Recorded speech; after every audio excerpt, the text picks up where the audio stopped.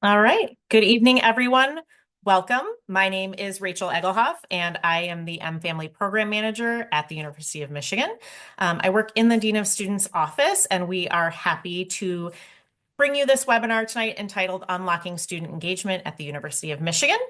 As promised, we will have some speakers and panelists to talk to you, present some information, and allow you to ask questions. Just so you have some expectations for the evening, if we don't get to all of your questions, they will be answered. We will email the questions and the answers to you within the following week.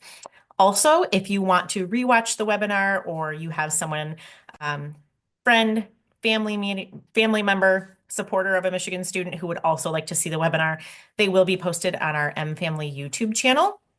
So I will send you all the link to that as well afterward, and I will send you a copy of the slides that will be used tonight.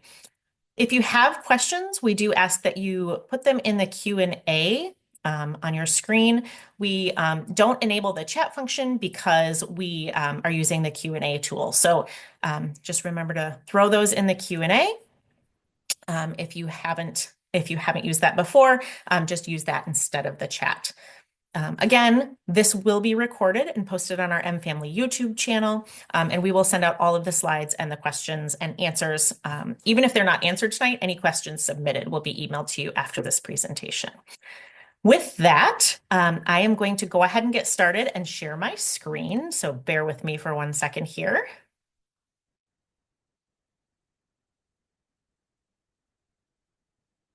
Okay, I hope you can all see that. Um, And I am going to start by introducing our first speaker and potential panelist, and that is Dr. Laura Blake Jones, who is our Vice President, Associate Vice President, and Dean of Students at the University of Michigan. So I will hand it over to Dr. Jones. Thank you so much, Rachel, and good evening, everybody. I know some of you were still logging in as Rachel was kicking us off, but I am really pleased to be here with you tonight. She indicated that this will be recorded and available for you in the future. We're hoping to get to all of your questions tonight, but if there are questions that come up that we don't get to cover tonight, we'll follow up individually with you. And so I'm delaying here for a minute because as I think some participants are still trickling in. But in terms of introducing myself a little bit more completely, more than my title, I have been in this role as Associate Vice President and Dean of Students at the University of Michigan. I'm in my 17th year. I'm actually nearly 40 years into working in a career in higher education, worked on other campuses prior to coming to the University of Michigan. I spent 15 years at the University of Oregon and 10 years at UC Berkeley, a couple years at UC Davis. Undergrad, I was at Miami University in Ohio, and my master's degree was at the University of Vermont. And I say that because I know parents are joining us from all around the country. So if any of that resonates with you, just wanted to put that out there. And also to let you know that in addition to my work with college students, I have 3 sons, and my youngest child is a senior in college. So very soon I will be able to say all 3 of my children have parented them through a college experience. And so I can empathize and understand often the questions and the things that are on your mind. And so really, we're here tonight to talk about all of the engagement opportunities at the University of Michigan, to answer questions you and or your students might have, and to point you to connecting them to have the Michigan experience that they're dreaming of, you're dreaming of, and we are hoping to provide. So I want to introduce the other panelists, actually have them say a bit about themselves. Then I'm going to cover a brief amount of content, just a few slides, and then we are going to open this up in a panel format to be able to take questions and respond to questions that you have. So I'm going to ask Jordan if he could introduce himself first, and then after that, Hope, and then Jake.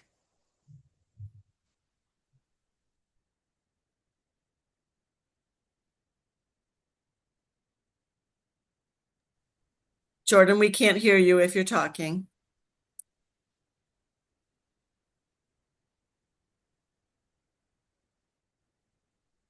Can you hear me now? Now we can. Perfect. Thank you, Jordan. Thank you. Hi, everyone. My name is Jordan Borker. I work in the Fraternity and Sorority Life office as an assistant director, working with our interfraternity council fraternities, typically your housed fraternities on campus. But here as a representative for Fraternity and Sorority Life to talk about our amazing community, four different councils, one community of 55 plus 100 students.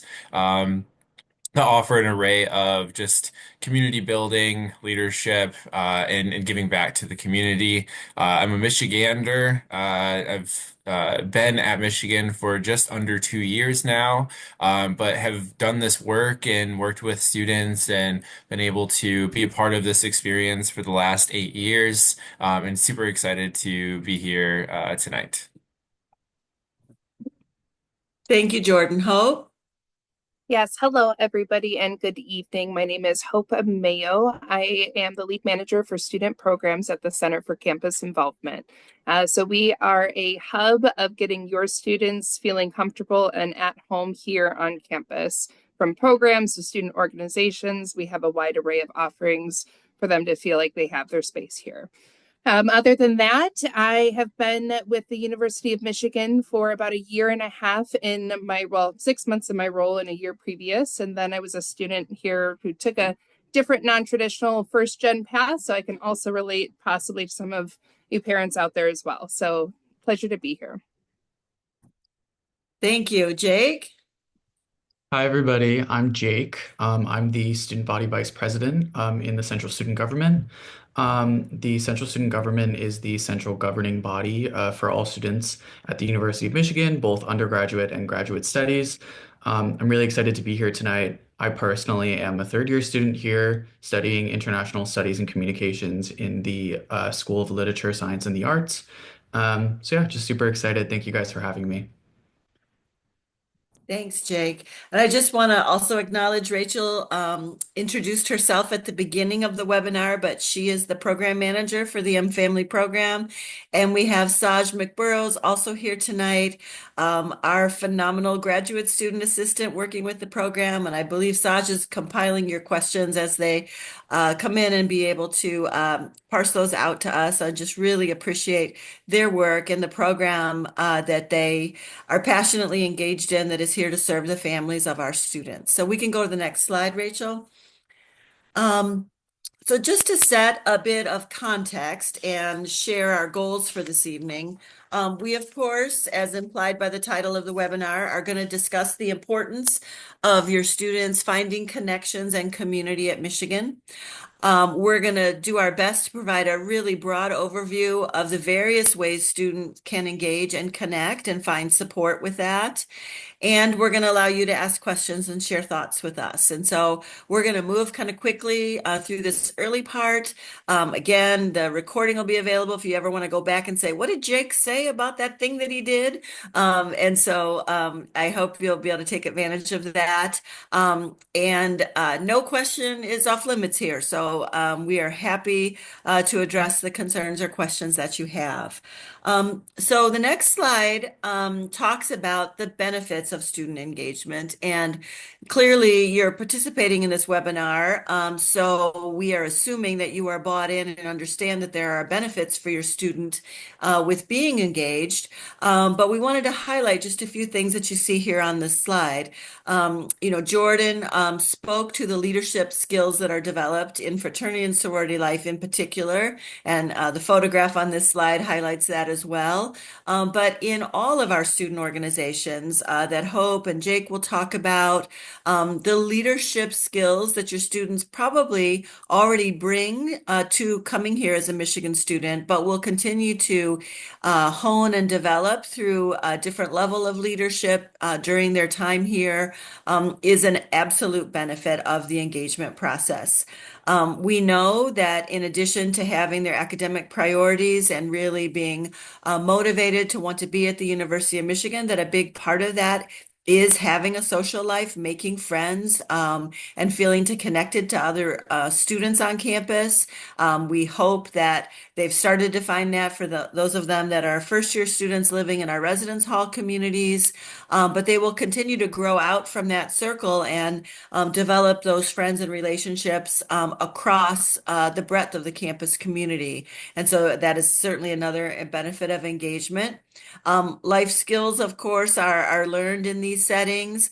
There's lots of research that supports that when students are engaged, they tend to be more successful, have higher grade point averages, and persistence and retention and graduation rates are enhanced. There's a tipping point sometimes when we see that involvement starts to become too broad. But in general, the benefits that come there are something that we also emphasize. In our work with student leaders and in our student organizations across the campus, certainly our students are engaging in diverse communities with other students. They are learning about inclusive practices. They're fine-tuning and developing enhanced interpersonal skills. They're having fun. And certainly, we also know the body of literature that supports student success and engagement is that starting first and feeling like you have a place where you belong and form connections is a building block that leads to all of the other outcomes that we're hoping for in the college experience. And so all of those are benefits, and I assume some of those or all of those are why you tuned into this webinar tonight and you want to help your student find opportunities to get engaged. You can go to the next slide, Rachel. So I want to just offer these few examples here, and then our panelists are going to talk specifically in more detail about the ways students find support to get involved. And certainly Jake introduced himself already as our Vice President in Central Student Government. And he's going to talk about that, but also represents student governance writ large. And each of our schools and colleges also have student governments. And so, again, your student might get involved at the CSG level broadly across campus, or they might also find an involvement opportunity inside their school or college student government. Hope is going to talk a lot about the Center for Campus Involvement and programs that we have in place to support your students getting connected to various clubs and organizations, but also the work that they do from there to support the success of the leaders in those clubs and organizations. Club sports, and I know many of your students in high school may have been involved in athletics.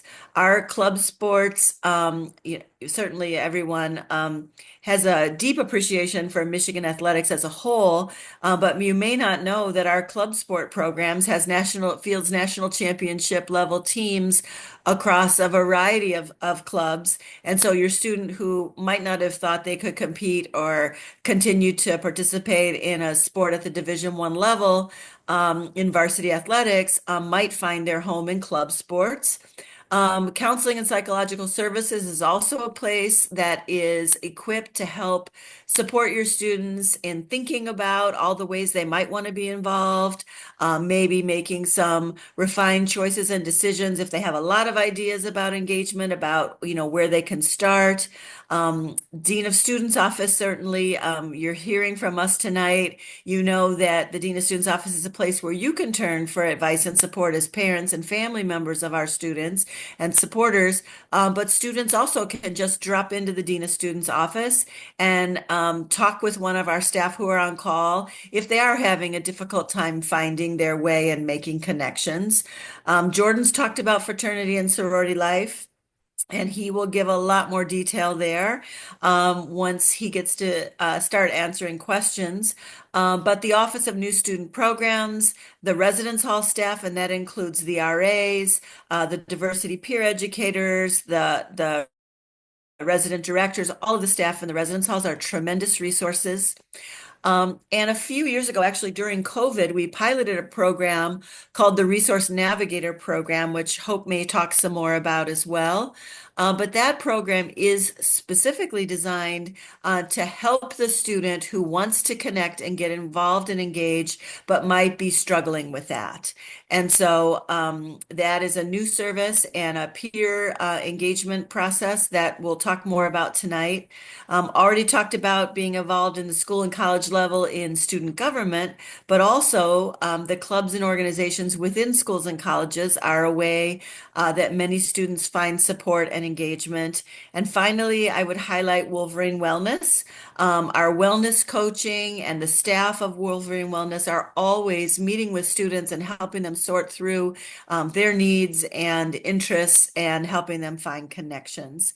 And the last thing doesn't appear on the slide, but I just want to talk about student advisory boards in the Division of Student Life are another way that a student who really wants to make a difference in a particular area. So if mental health concerns is something that's very close to your student's heart, or they've been involved with, or been a peer support in high school, they might want to serve on the Counseling and Psychological Services CAPS Advisory Board.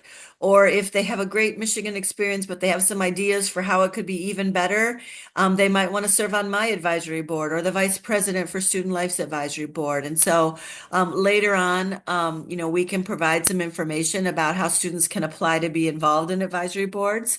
But that's just to get us started in thinking about the ways to engage. And before I turn it over to the panelists, one last thing that I just want to talk about is to acknowledge that some of your students may have experienced challenges with getting involved. I know, as competitive as it is to get into the University of Michigan, how successful your students have been. And in many cases, not only have they been in clubs and organizations, they've likely been the president or the captain or the leader, or first chair in the orchestra or the lead in musical performances. And then they come here and sometimes encounter obstacles with the fact that even though we have a multitude of clubs and organizations, for some of them in your first year, if you audition to be part of a performance group, let's say, you might not get selected in your freshman year. And that could be experiencing for the first time disappointment that they're not used to experiencing. And so we really want to put that on the table tonight and be able to talk about that and encourage you to not have your students be discouraged. I'm hoping Jake might also at some point be able to talk about this, but I know from all the students serving on my advisory board and the student leaders I've worked with over the years that many of them struggled. I had one student body president a few years ago tell me he experienced 17 rejections before he got involved at Michigan. And at that point in time, he, of course, was the president of the central student government. So he clearly had found his path. But stories like that, I hope your student doesn't experience a large number of situations like that. But that is why we want to talk about all the resources that can help connect. Because if there has been a disappointing experience, we want to get them on the path and trajectory for finding community and being successful in that. So that's all you're going to hear from me in terms of an introduction. I would like at this point, while you're thinking about questions, Jake, if you could maybe, because you're the student on the panel, talk about, how you ended up where you are today and the various ways you've been involved over your time at Michigan and any words of wisdom or advice you might have for students. Yeah, thank you for that question. So I will provide a personal anecdote. My first semester here, I got rejected from, I think, about 8 organizations. The only organization that I got involved in was the Central Student Government, which is where I am at right now. And obviously, as a very involved student, as many students at Michigan are in high school, it was very discouraging. And I understand that it can be very difficult. It felt very difficult for me. Um, but one thing that always kept me going was the amount of opportunities that there are to get involved here. Because of the large breadth of student organizations that there are on this campus, there are so many different ways to get involved in the same interest. Um, so, for example, if you want to go into marketing, There's several different marketing clubs focused on different things. I'm involved in a marketing club that does consulting for Ann Arbor clients. Then there's also a marketing club for students who are interested in art or students who are interested in fashion. Or I know people who are involved in marketing on like on a magazine on our campus. And so the one thing that I think is really important for students to remember is that as long as you're passionate and continue to look for a way to get involved with that passion, there are opportunities, even if you don't reach those opportunities immediately. Um, I mean, even after I got involved after that semester, I joined more clubs. I've been on a few boards for different organizations. I've still gotten rejected from other organizations on campus as well. Sometimes it happens, it's a part of life. But there's a lot of opportunities to get involved. And so it's just important to remain, passionate and not discouraged, as difficult as it sounds. Thank you. So, Rachel, do you have some questions that you want to pose to the panel? Sure. So I did, thankfully, as Dr. Jones mentioned earlier, Saj has been compiling questions that have come in. And so I am going to ask them of our panelists. And of course, if anyone else has some input, feel free to jump in. Our first question is, where can I find a list of clubs and or the club's contact information? So I'm going to let Hope take this one, if that works. And if anyone else has ideas, please let us know. Thank you so much, Rachel. So yes, one of our main hubs that your student can find connections is going to be through Maze Pages. This is a central hub that has our over 1,700 student organizations listed within it, and also can be broken down into searches by categories, themes, interests, hobbies. Thank you for linking that within there. As well as cost and or even commitment levels, which can be a great way to kind of take your own personal look. Sometimes, however, this seems a little overwhelming when you're like, 1,700 student organizations, where do I even start? So one thing that we actually offer within our student development side with our student orgs is a involvement drop-in, which is a great way to schedule a 30-minute appointment and meet with another peer facilitator to kind of help filter through the different clubs and organizations to kind of eliminate that stress and trying to look through that as well, which we can also post in just a moment.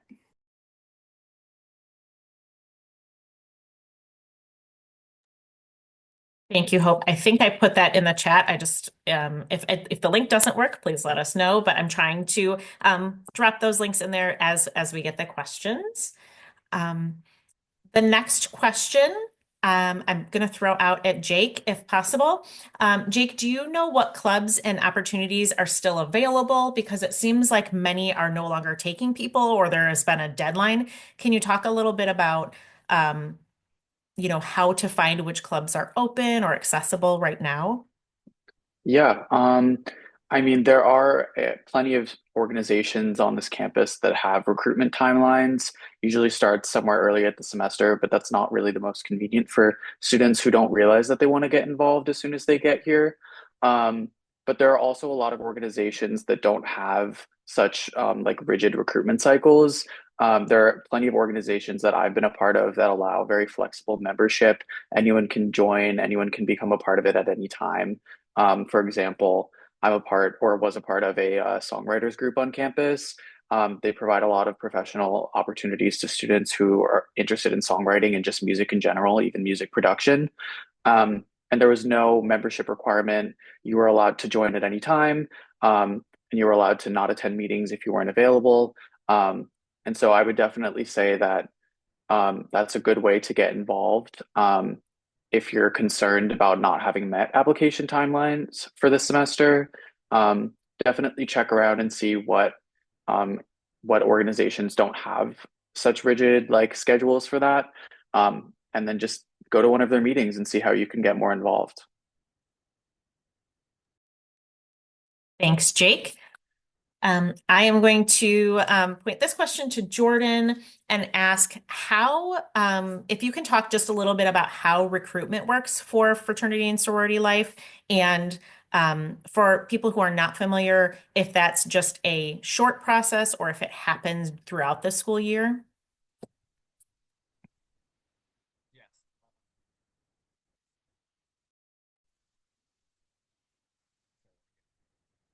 Can't hear you again, Jordan. Hello? Now we can hear you. There we go. Gotcha. What is that? Yes. So, fraternity and sorority life, there are four councils. So, joining looks different in all four councils. For some of our organizations, they have a very strict structure when they go about joining. For some of our councils, that happened at the beginning of this semester. But we also have a few councils who are still in the process of identifying people that they want to join their organization. My biggest helpful hint or guide in this is go to events, meet members, follow social media. A lot of our students are putting all of their experiences, the events, on their social media, going to their events, being able to understand what is their organization about, who are those members, and being able to get a better feel of who you could be connecting with for your time if you join that organization. There are a lot of things that organizations are meant to do. There are a lot of things that they value, but a lot of organizations are very similar into some of those values. So really being able to not only look at what does the organization stand for, but who are the people that you're wanting to connect with. I think that is the main point of, being able to build community and build a sense of belonging is who can I connect with? Who do I feel comfortable? Who do I want to, have those conversations, whether, easy or hard, through my time, while you're at the University of Michigan. So, with all that being said, there are a lot of different opportunities for joining, even currently now. The best way of doing anything is going to our website, fsl.umich.edu, and looking through our four councils sites, being able to identify what council or what organization would I be interested in joining. And then going to our contact list, which I will also throw into the chat, and you can go and directly contact that chapter president, the leader of that organization, and being able to understand what events are they having? Are they still open for bringing in membership? Or are there opportunities to still connect or events that they're hosting this semester? Thank you, Jordan. We are going to combine a couple questions that seem to be trending. Can you talk, Hope, about a little bit more about resource navigators and a student meeting with an advisor to help them sort of sort out maybe what they're interested in doing or give them ideas, point them in the right direction, that sort of thing? Yes, I'd love to. Thank you.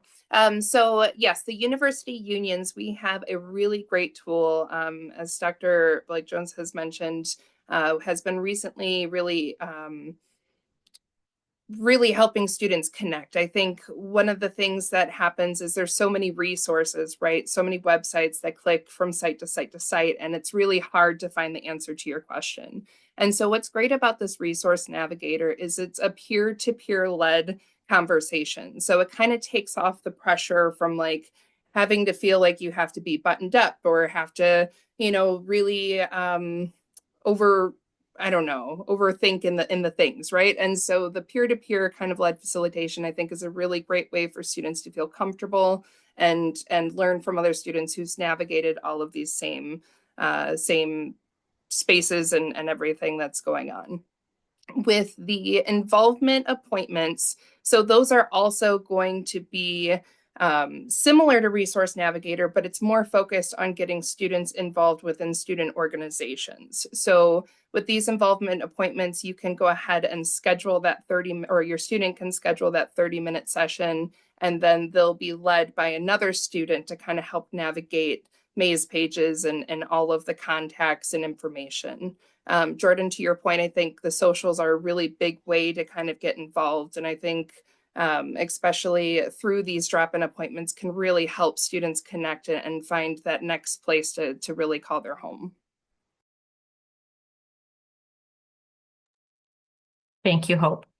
Laura, I think I might turn this over to you. one of the questions is, what is your experience in getting more introverted or shy students to engage? And do you have any suggestions for helping students or encouraging students to reach out to organizations? Sure. And I'll try to also answer a couple other questions I saw in the chat in the same, I think you're bundling there too. So, um, first of all, if your student is more introverted and is telling you things like, I can't find anything to do or there's nothing going on, you should ask them about the email that they get sent directly to their inbox every Sunday night. And there is a highlight of activities and things that are happening every week that gets sent out to your students.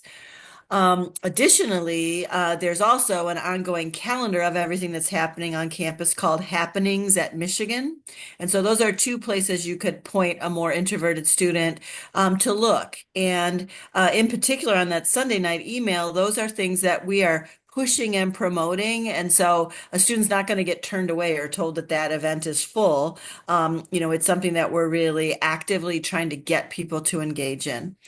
And I don't want to sound repetitive to what Hope just shared, but an introverted student who's struggling kind of navigating all of it on their own, I think they're a prime person to have a resource navigator try to just sit with them and talk about all the possibilities and help guide them to the things that might be most interested to them. And if they need even more of a soft touch and a professional staff member to kind of work with them, you could encourage them to look at wellness coaching and talk about their well-being and all of the array of things they might want to have in their life, and have one of our wellness coaches really be able to sit with them and draw them out. So those are just a few things that I would think of off the top of my head. And was there a second part to the question, Rachel, that I didn't address? No. Okay.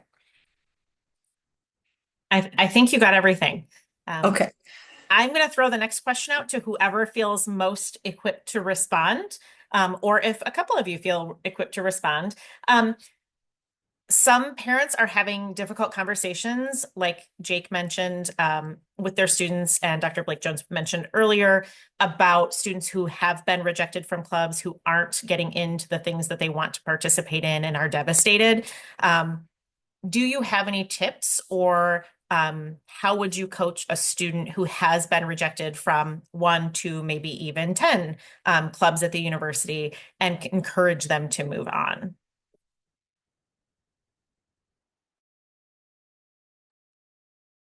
Yeah, happy to answer that question. So I think for one, it's important to know that other people are kind of in that same place as you, and you're not the only person who has had that experience, which is, you know, it's very comforting, I think, knowing that you're not the only person who's had this experience and that there are other people who have gone on to, get involved and get into clubs. I also think it's important to, try again. I know that there are clubs that I'm a part of now that I didn't make it through the entire application process the first time around. And so it's almost, beneficial from someone who gets to kind of be involved on the recruitment side for some of the organizations that I'm involved in. When we see that kind of perseverance and passion and desire to want to join an organization despite having been rejected the first time, um, it's it's very like inspiring, and it encourages us more to want to have them as a part of our community.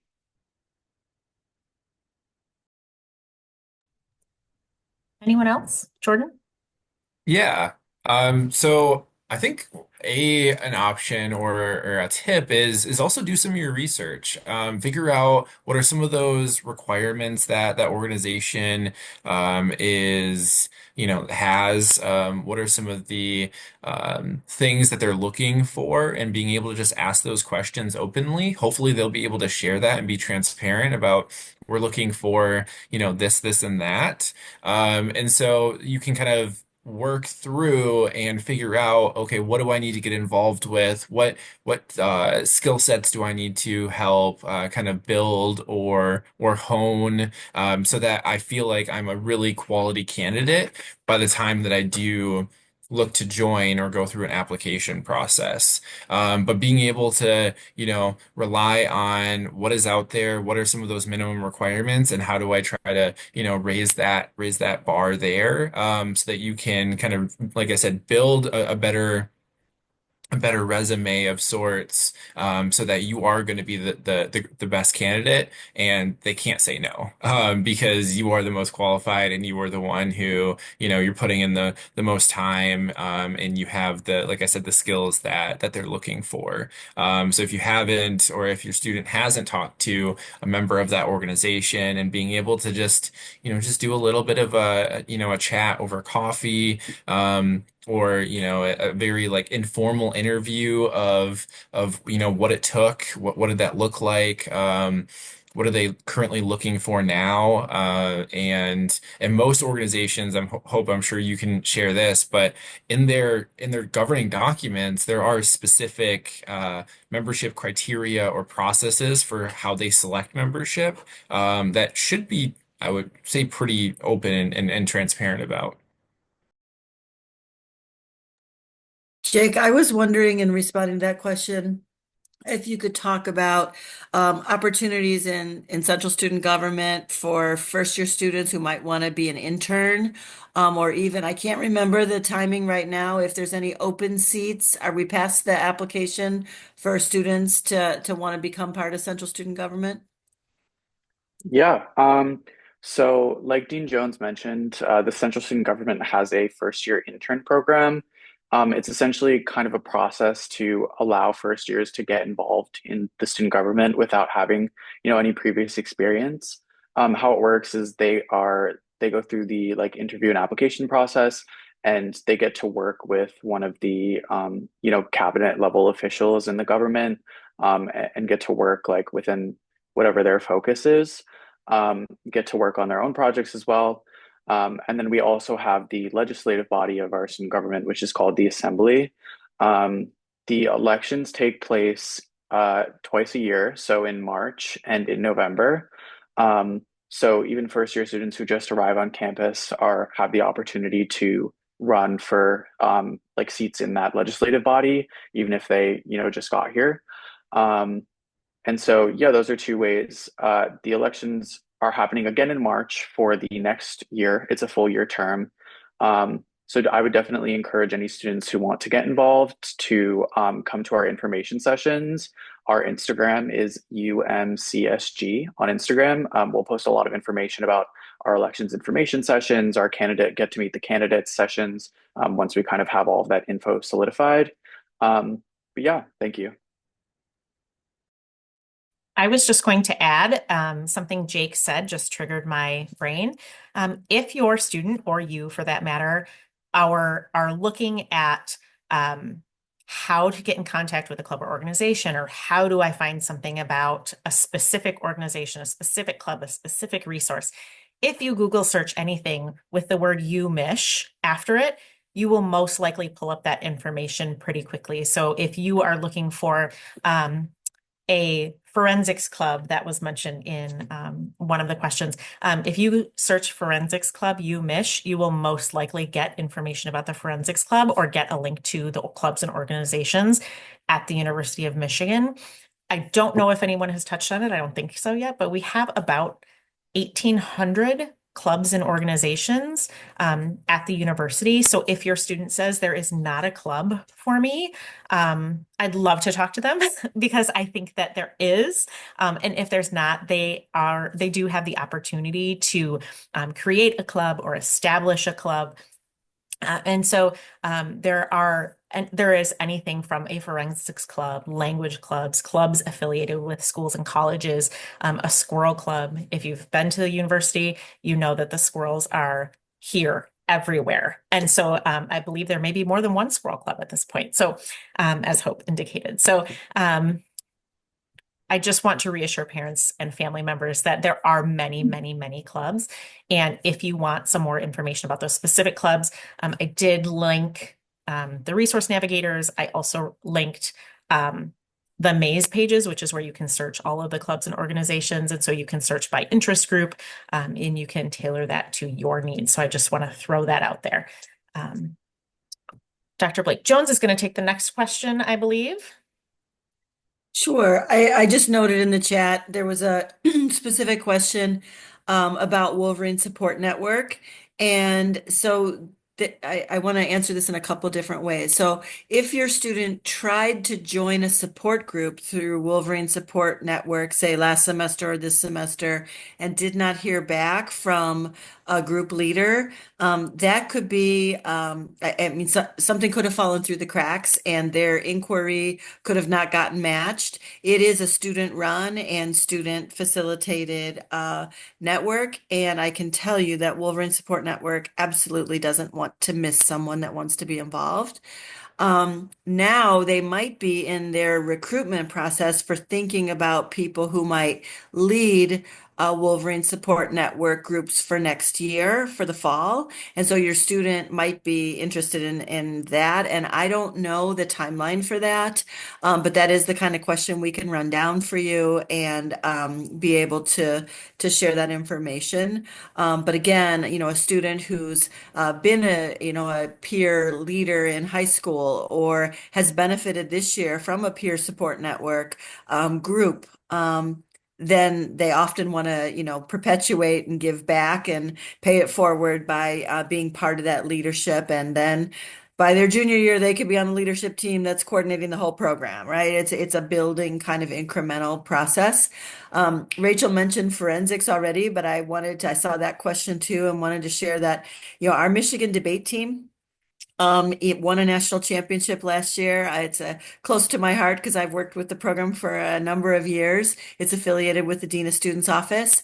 Um, and while your student might not be able to compete at the national championship level as a member of the team right now, there are positions there where they need students who just love forensics and debate and want to be part of the team and help do the research that informs the arguments that people put together in the competitions. And from there, that might work your way into being part of or being on the team. So again, lots of resources, and that's only one of our debate options in Michigan, but I wanted to highlight that one.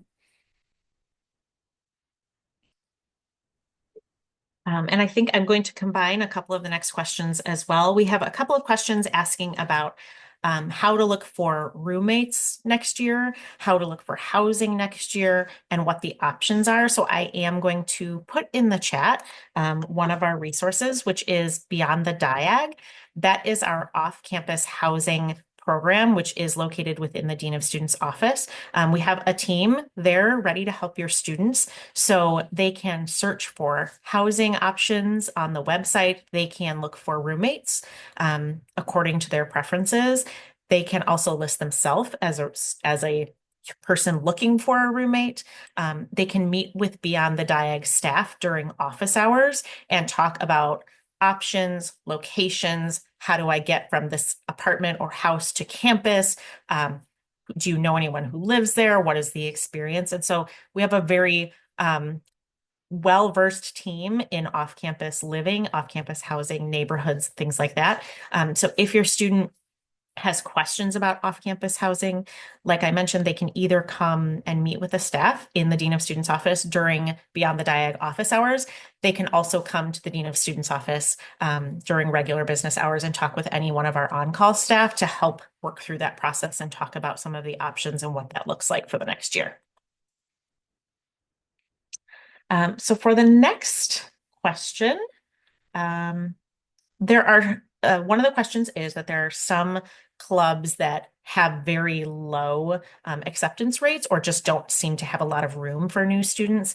And they're asking why that is. Why is there either a lower cap or is there an ability to raise that cap and allow more students to participate? So Dr. Jones, I might let you take that one. Yeah. I will start, and if anybody else wants to add to the answer, they should feel free to chime in. This really varies, but I'll start with, some of the clubs and organizations that specifically have a limit might have to do, say, for example, Jordan already talked about our fraternities and sororities, and two of our councils have chapter facilities where people live.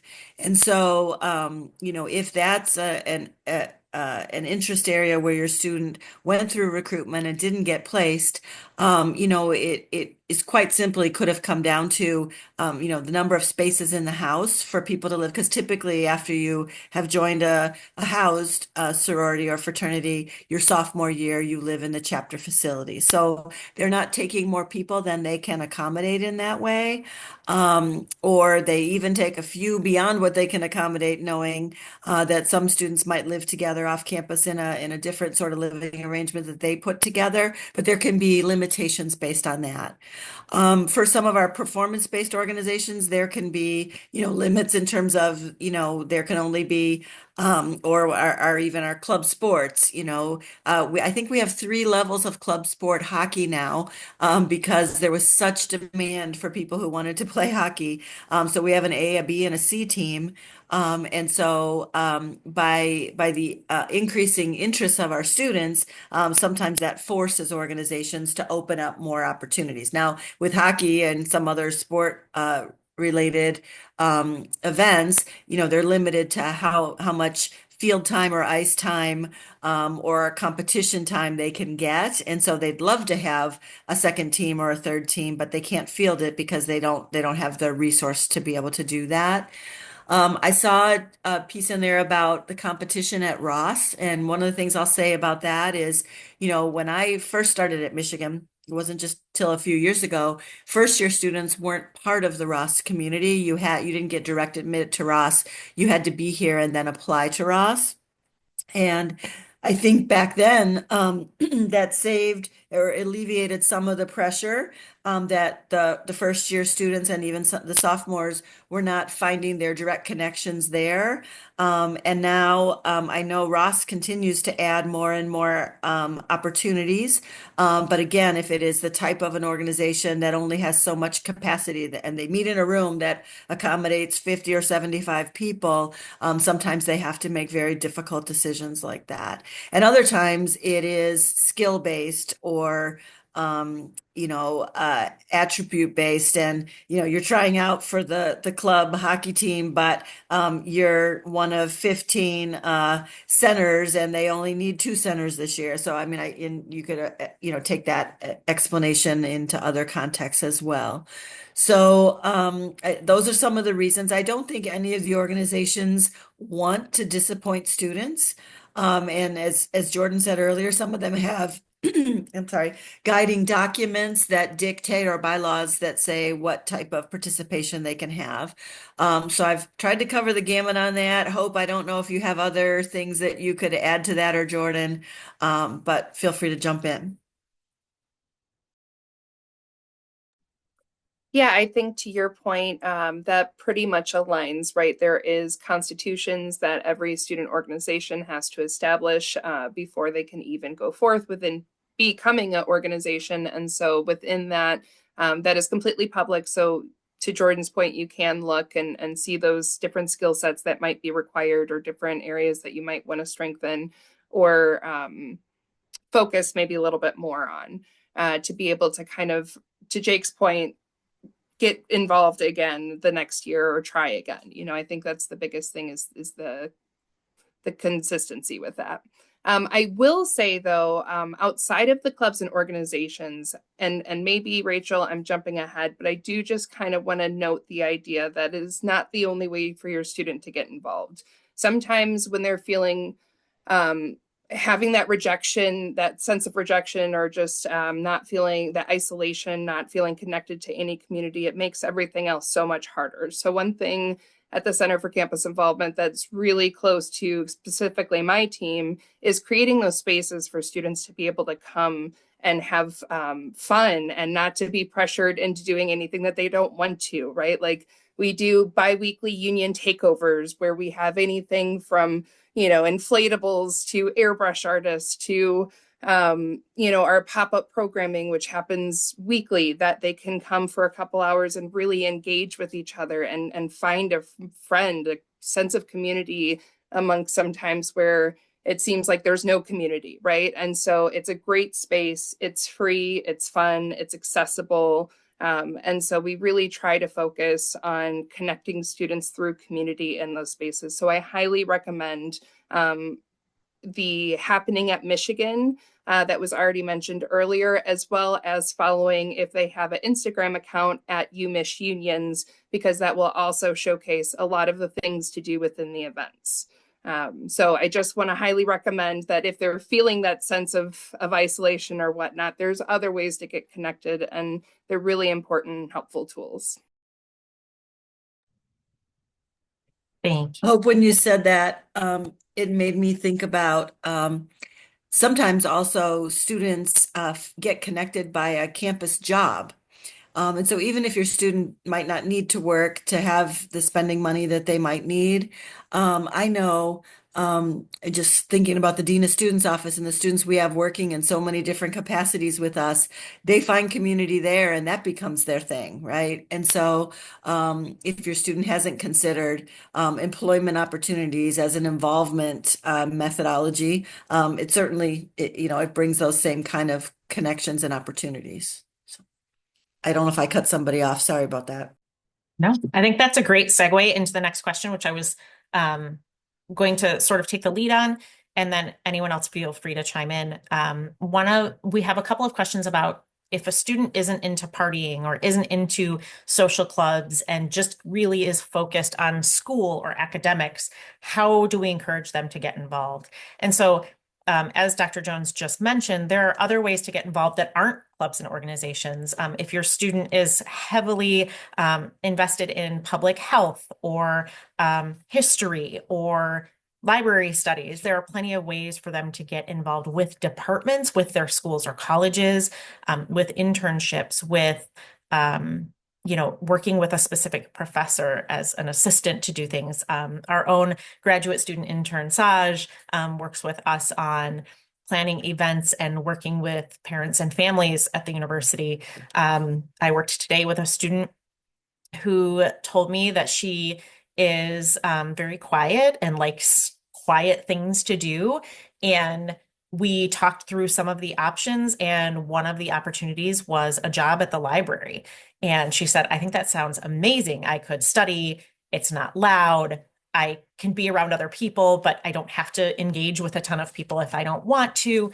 And so sort of looking at the university holistically, it's not just clubs and organizations. And if you've been to the university, you know that we're located in a very vibrant city, and we have lots of parks and green spaces. And for students who love animals, there are clubs, but there is also the Humane Society pretty close to the university. So if your student is an animal lover, they can volunteer with the Humane Society. So we encourage students to get involved or engage in all kinds of different ways, and that may look different for every student. It certainly doesn't have to be in a social club or something where they have regular requirements to meet every Sunday at 2:00.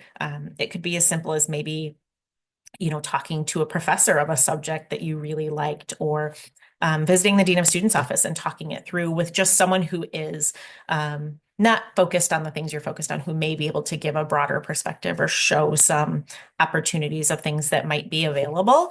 I think that, looking at engagement broadly is a really great suggestion.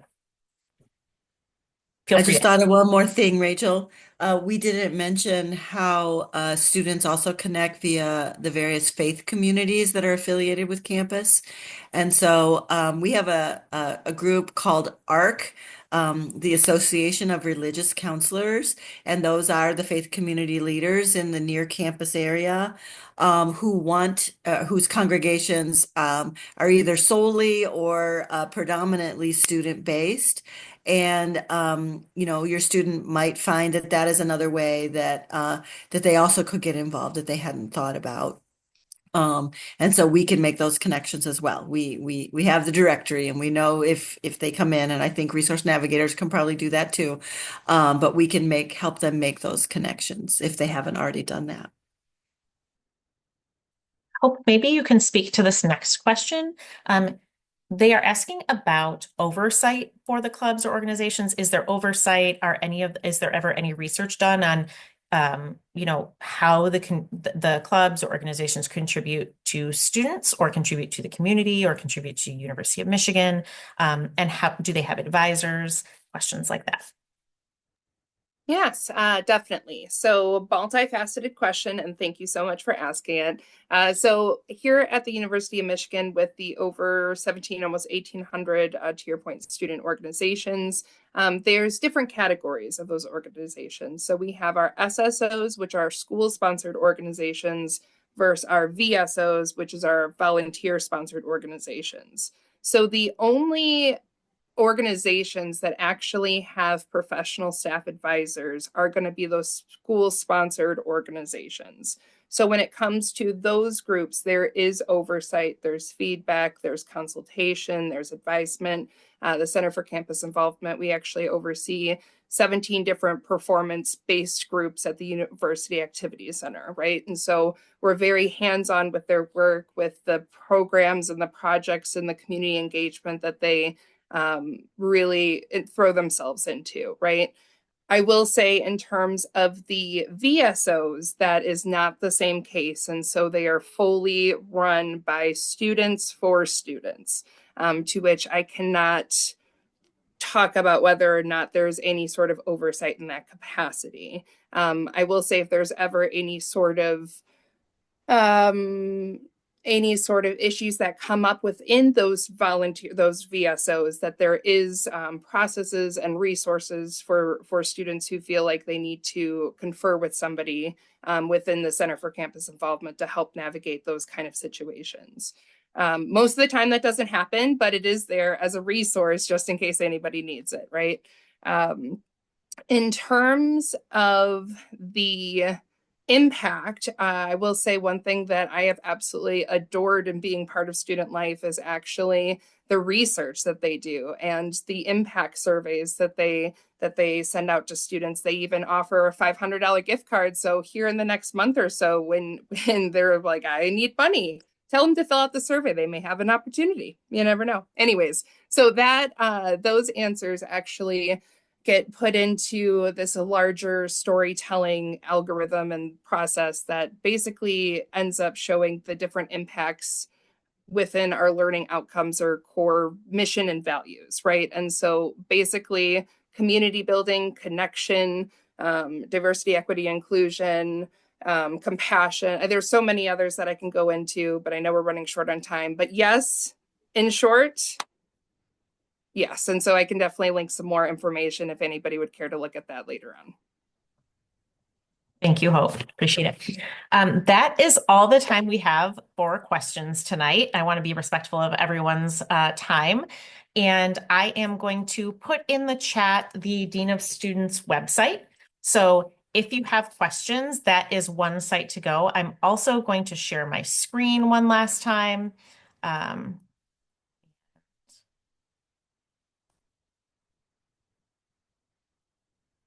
There we go. This is the information for the MFamily program. So for the MFamily portal. And then if you have any questions about tonight or anything specifically that didn't get answered, as I mentioned, we will answer all of the questions that were submitted in a document and email those out within the next week or so.